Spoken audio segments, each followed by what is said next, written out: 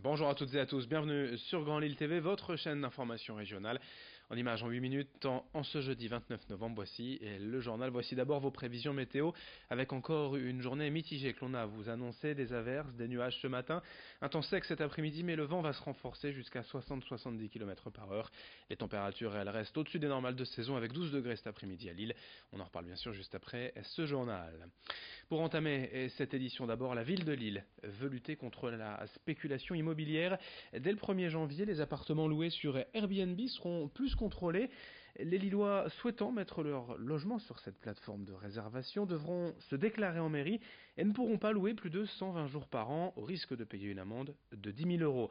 Dès le 1er janvier, donc, tous les logements mis en ligne devront faire valoir d'un numéro d'enregistrement obtenu auprès de la ville. Dans le cas contraire, l'absence d'autorisation exposera le loueur à une lourde amende de 50 000 euros.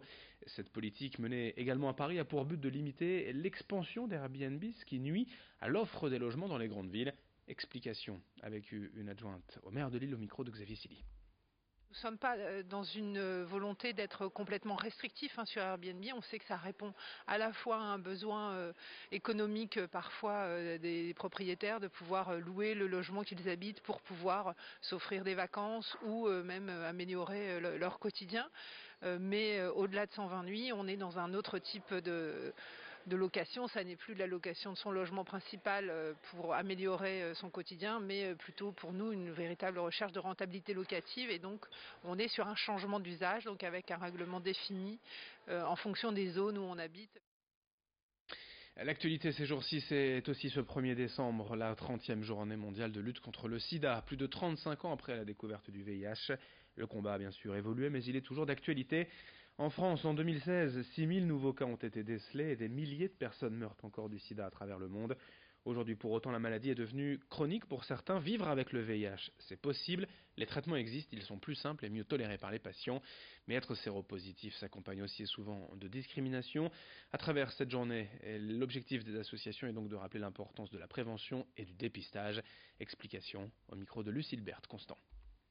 C'est une journée en général de visibilité du VIH. C'est l'occasion de rappeler à tout le monde que ça existe encore et que tout n'est pas gagné. Maintenant, on n'a pas vraiment les chiffres sur les personnes manquantes au niveau du dépistage qui ne se sont pas faites dépister. On a quand même un constat comme quoi les personnes arrivent dans le soin tardivement, qu'elles sont dépistées alors qu'elles sont déjà à un stade avancé de la maladie. Et donc, il y a vraiment besoin de mettre des moyens sur l'accès au dépistage.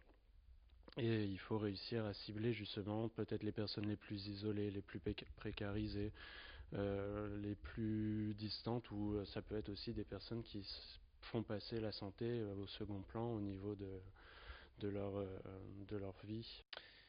On enchaîne dans ce journal avec un tout nouveau dispositif pour l'emploi. Dans la région, à Tourcoing, depuis 3 semaines, une entreprise éphémère embauche une cinquantaine de personnes sans emploi afin de leur trouver un job. Ils viennent directement de Pôle emploi ou de la mission locale et leur travail, c'est d'aller chercher les offres d'emploi directement pour eux, mais aussi pour les autres. Selon leurs envies et leurs compétences, ils sont répartis en 5 services: la prospection par téléphone, sur le terrain, la communication, le web et enfin le service ressources humaines. Pour l'instant, déjà 6 d'entre eux ont retrouvé un travail, mais tous, en tout cas, semblent ravis de cette nouvelle manière de vivre la recherche d'emploi. Cette entreprise éphémère était déjà passée par Roubaix ou par Calais en mars dernier. Elle est désormais à Tourcoing. Explication au micro de Vincent Vieillard. J'ai un profil de direction achat et chef de projet, marketing, achat off. Voilà, et donc ici pour moi c'est un terrain d'entraînement en vivant en plus, donc c'est passionnant. Et ouais, c'est une expérience qui va venir nourrir mon CV aussi et pouvoir candidater auprès d'entreprises qui cherchent des chefs de projet, qui ont besoin de se repositionner, soit sur leur marque, soit sur du change en entreprise, soit sur des projets marketing. Voilà. Dans cette édition également, le grand angle de la rédaction consacré à l'un des produits incontournables du repas des fêtes, la bûche de Noël. Dans les Flandres, à Saint-Sylvestre-Capelle, le glacier nordiste Van den Castel élabore des desserts et des bûches glacées depuis 42 ans. Nous vous proposons d'aller donc visiter de l'intérieur l'atelier de fabrication, alors que la production pour les fêtes de fin d'année a bien évidemment démarré il y a déjà plusieurs semaines. Reportage signé Idil Gunay.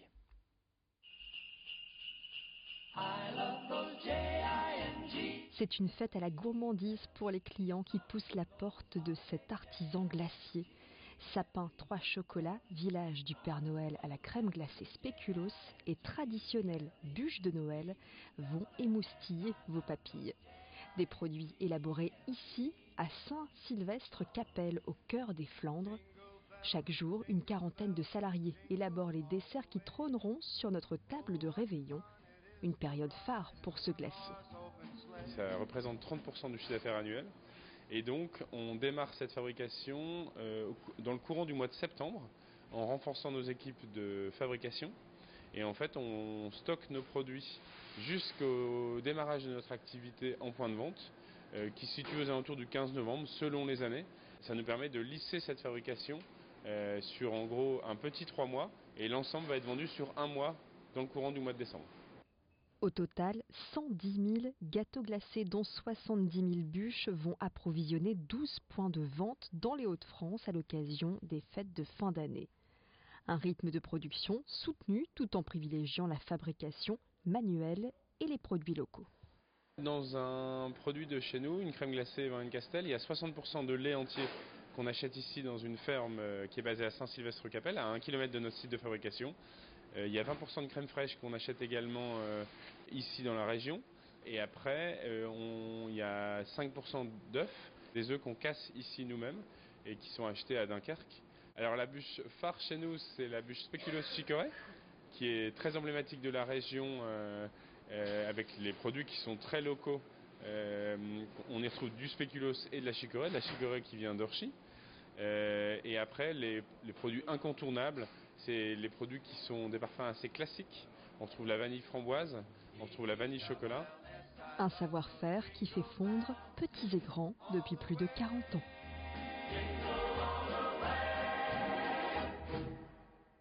Et pour conclure ce journal, une dernière info en sport en basket féminin.